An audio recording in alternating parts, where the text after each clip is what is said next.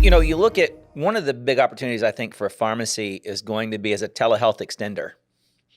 The place where I get my strep test, my UTI, my COVID test, really in some situations, we're talking to somebody, my back allergy test, right? You're supposed to have an allergist for every 150,000 population. How many rural type areas don't have one? And so imagine going to the pharmacy and getting my allergy skin test and then talking to the allergy doctor via telehealth. So there's a big opportunity as this happens, but also a lot of independent pharmacies have a relationship with their local physicians, and they're going to see that as, hey, you're supporting telehealth, so you're competing against me. What are your thoughts there? So two big thoughts. You're familiar, Jeff, because you're more in this space. But the telecom industry has a term for this. It's called last mile connection, right? Mm-hmm. So if you think about pharmacies as the last mile connection, it sort of fits into that high touch screening, triage, quick treatment in place is another. If you get into the long-term care industry, that kind of front lines of the healthcare system, just like the Aetna lead said, pharmacy really should be the front door to our healthcare system. So that's the one dynamic. But with COVID, the other interesting thing that's happening with COVID, and I think shame on primary care if they don't see this and latch onto it, is telehealth used to be thought of as this is your way of not having to go to a local person, wait in a waiting room, spend a lot of money, whatever else. It was the alternative to that. But what was missed, and I think where our own pioneer pharmacies need to be thinking about this, is convenience in tele doesn't have to be a long ways away. You can be local, you can be face-to-face, and you can be tele and convenient and elegant, right? As Clayton Christensen would put it with Harvard, right? The elegant solutions can be local.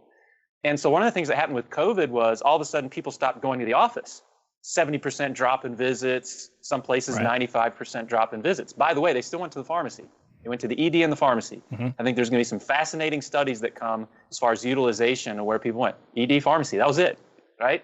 And so all of a sudden, the most recalcitrant professionals in our system, physicians, as far as changing workflow, right, and changing behavior, right, all of a sudden had to actually do it and had to figure out how to adopt systems to care for people locally that weren't in their exam room.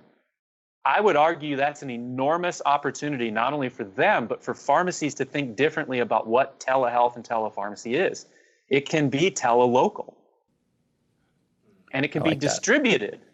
That's the other thing. You can distribute it. So it's still telelocal, but you can distribute in an area if you're 5 pharmacies and cover. Yeah, one of the other things that I've been tossing around a concept that's a positive for independent pharmacy is, I'm going to call it, and you're going to probably butcher me for what the word I'm going to make up, but the re-rurification of America. The fact that now that my big office in San Francisco isn't there anymore, I can work from wherever I want to. I'm not working from the suburbs of San Francisco, right? I'm going to Montana, I'm going to Colorado, I'm going back home. And you may see this resurgence to these smaller towns. The second thing that could do that is probably the 5 to 10 year line, the self-driving car, right? If I am still in the office, but I can work the first hour, my employer lets me work in the car while I'm coming in, and I'm not having to drive my vehicle, I'm going to live further away. Yeah, I just read a fascinating article about this, about how if this is going to stick, executives have to do the same because employees want to be around proximity executive. But if executives are remote, then everybody will go remote. I do think, though, so what you're going to see is people gravitating towards where they live, work, and play, where they want to live, work, and play. So it will be a trend that is a problem for some communities and a boon for other communities that have environments that are popular, communities that have culture that's popular, even though they're small communities. And I think about where Moose Pharmacy is in Mount Pleasant, a great example of towns that are probably going to really start to thrive in this new space, which is, I'm only an hour from a major airport, but I'm rural.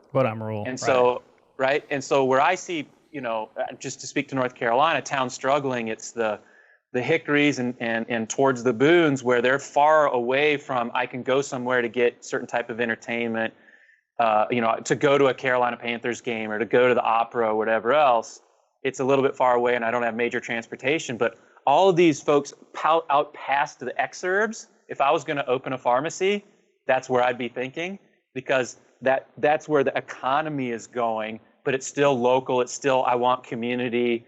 I want a close connection to my local school district. So I think, unfortunately, there's places where I grew up where rural is going to struggle, I think, even worse. But I think these broad, big spaces where people can live a quarter mile from each other, not 10 miles from each other, will likely start to thrive.